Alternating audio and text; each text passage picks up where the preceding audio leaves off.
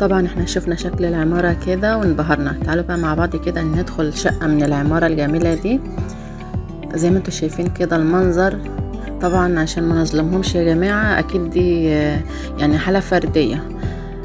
تعالي، انا ما اعرفش الصراحة ازاي صحاب البيت سايبين المنظر بالطريقة دي، وشكلهم يعني عايشين على الوضع كده، رغم ان زي ما انتوا شايفين الاماكن يعني عندهم امكانيات والشقة جميلة، بس ما اعرفش ليه بيسيبوا، ازاي بيعيشوا على الوضع اللي انتوا شايفينه ده. هنشوف بقى عمال النظافة اللي هم جايبينهم هيرجعوا كل حاجة زي ما كانت ازاي. واتمنى يعني بعد ما يرجعوا الحاجة صاحبة الشقة يعني او صحاب الشقة يحافظوا عليها، لان بجد الناس بتبقى في ايديها نعمة بس ما بيحافظوش عليها. معرفش سبحان الله، رغم ان ممكن يكون في ناس تانية عايشة في عشة وتبص تلاقي النظافة عندهم مخلية العشة عاملة ولا القصر.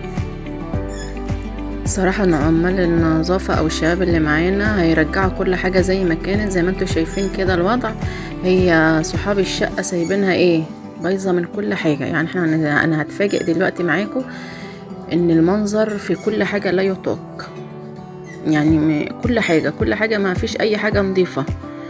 سابوها لحد ما تقريبا الشقة نفسها نطقت كده واشتكت.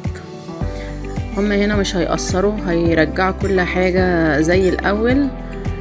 وهنشوف مع بعض الفيديو، ويا ريت لو عجبكم نوعية الفيديوهات دي تقولولي في التعليقات. خلونا نشوف الفيديو مع بعض.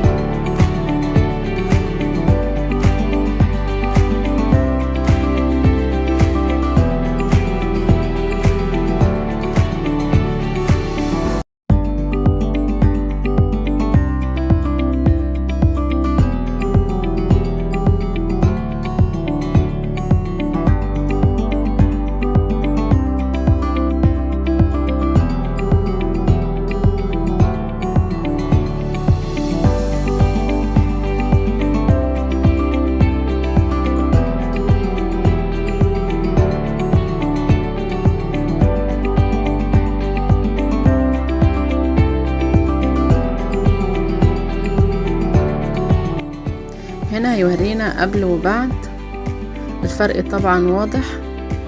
ادي قبل وهيورينا بعد، كل حاجة رجعت زي ما كانت واحسن كمان. هنا بقى منظر تاني، هنشوف ازاي هينضفوا الدهون دي كلها. طبعا زي ما احنا متعودين ان هم عندهم المادة اللي بيستخدموها دي بتساعدهم جدا، بس اكيد المادة دي بتأثر عليهم طبعا اكيد، لان انا شايفاها بتطلع الدهون بسرعة، فأكيد لها ضرر على الإنسان. نرجع ونقول ده شغلهم، ربنا يعوضهم خير ويهدي صحاب البيت بقى ويحافظوا على المكان. خلينا بقى نشوف الفيديو مع بعض ونرجع تاني.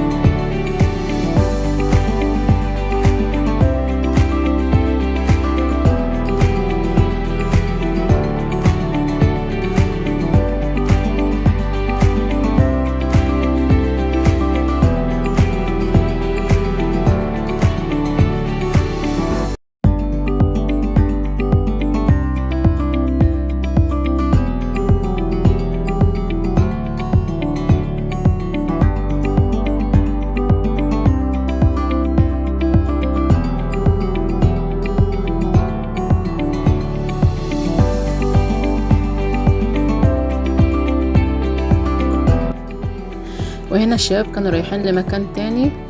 تعالوا ندخل مع بعض ونشوف المنظر ونشوف ازاي هتتم عملية النظافة ونشوف قبل وبعد. خليكم معايا ونشوف مع بعض.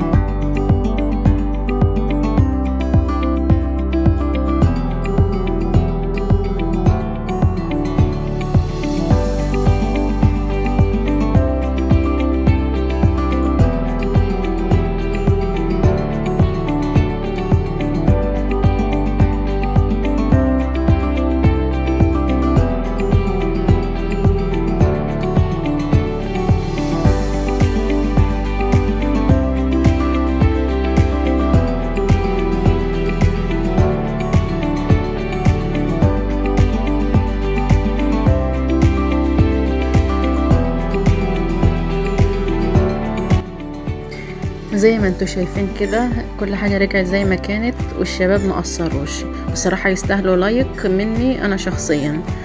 اتمنى الفيديو يعجبكم، ولو وصلتوا معايا لحد هنا ما تنسوش تقولوا لي رايكم ايه، وما تنسوش اللايك والاشتراك في القناه لو اول مره تشوفوني. اشوفكم في فيديو جديد، مع السلامه.